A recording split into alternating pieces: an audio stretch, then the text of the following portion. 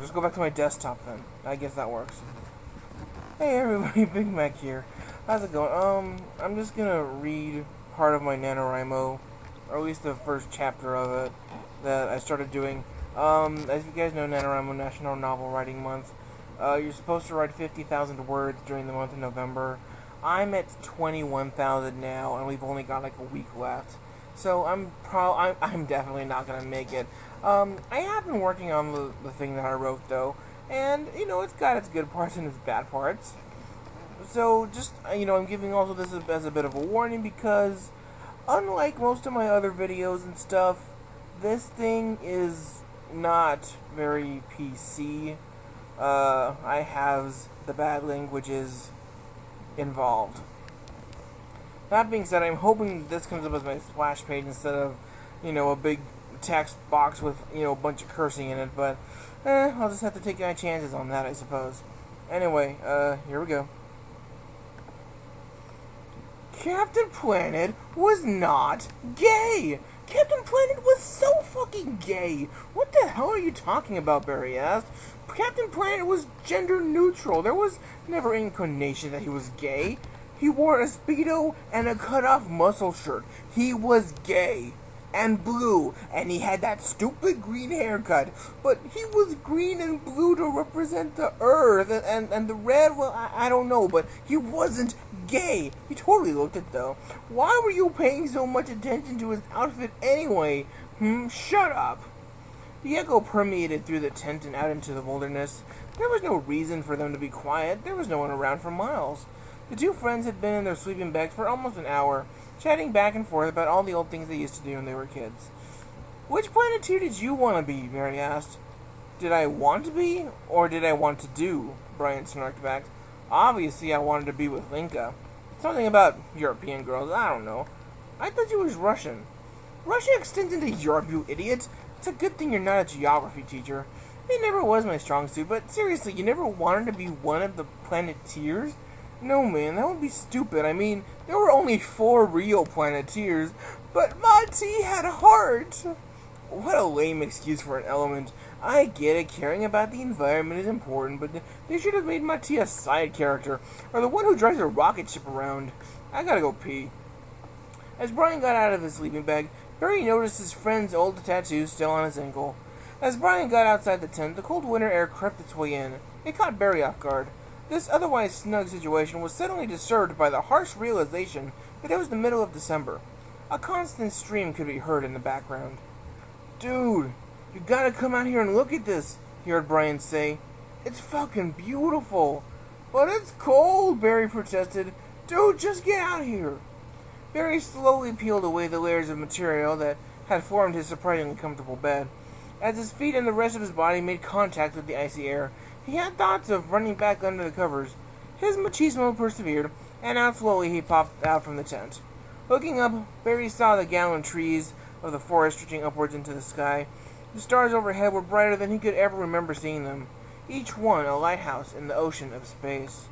Damn, that is beautiful, Barry admitted. You don't get to see a sight like this often anymore, huh? How long has it been since we last did this? 15 years?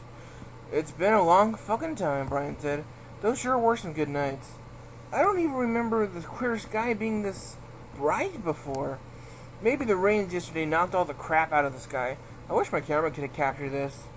This is a snapshot that is meant to last forever, Barry said. Oh, now you're making it mushy. I'm going back into the tent, Brian said. You can freeze out here if you want.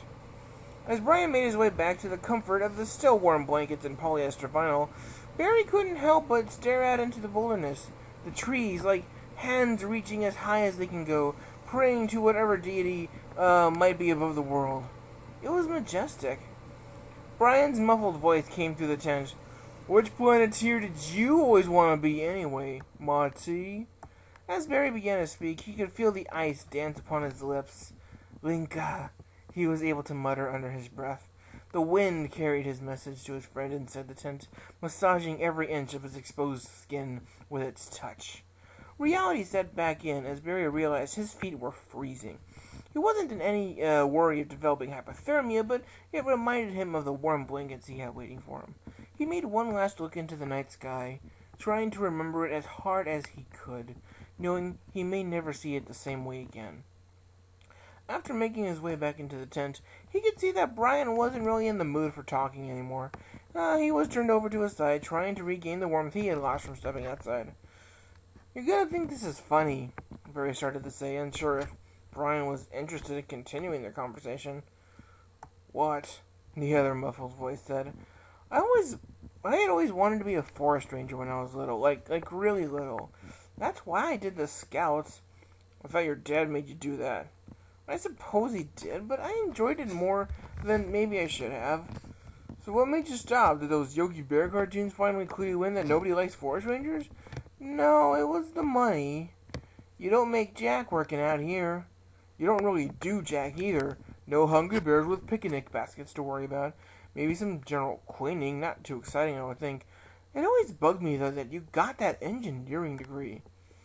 "Well, I liked the math, and engineering made money, so I figured I would put two and two together and try to make a living off of it, but then I realized all the stuff they do. The only real firms in town either blow things up to prevent other things from blowing up, or excavate the crap out of all the resources here. I really didn't want a part in any of those. I wanted no part in destruction. Well, look at you now, being such a tree hugger into 35, when you could be making 75 a year or more. I gave up on the money. It didn't matter to me how much, that much anymore. Besides, I like what I do now. But aren't all those kids annoying?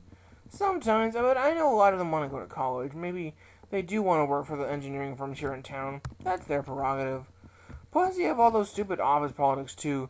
Me, I don't have to worry about that stuff anymore. The company's got financial backing now, and I'm actually making a profit. And I got a new client." "Who is it?" "I cannot tell you. It is a secret. Anyway, how's your sex life?" "Really? That stupid movie?" Well, I see you knew about it too, but seriously, who are you seeing? The sexy school nurse?" "No, you don't know her. She's nice, but not sexy at all. Besides, I can't stand her accent." "But are you seeing anyone or not?" "Well, me and the school secretary fucked a couple months ago." "Well, that's a start. We haven't really talked a whole lot. It was after a work party, and we were both a little drunk, and has she been avoiding you?" "No, not really." "Then she totally wants you." "I don't know. It could get complicated with work." "You already fucked her. How much more complicated do you want?" "Well, whatever. I don't want to talk about it." "Fine. Good night, Mark. Good night, Denny. Good night, Johnny. Good night, Lisa." As Barry pulled over the top of his sleeping bag and tried to re-find the warmth he had earlier, he couldn't help but think about the stars still out there in the night sky. There they would be for thousands, millions of years. Meanwhile, empires will rise and fall, and life on this speck will be completely different. It's hard to think about the fate of the world by yourself when trying to sleep. The last thing Barry remembered thinking about was the Captain Planet theme song. "The power is mine," he thought, before finally falling asleep.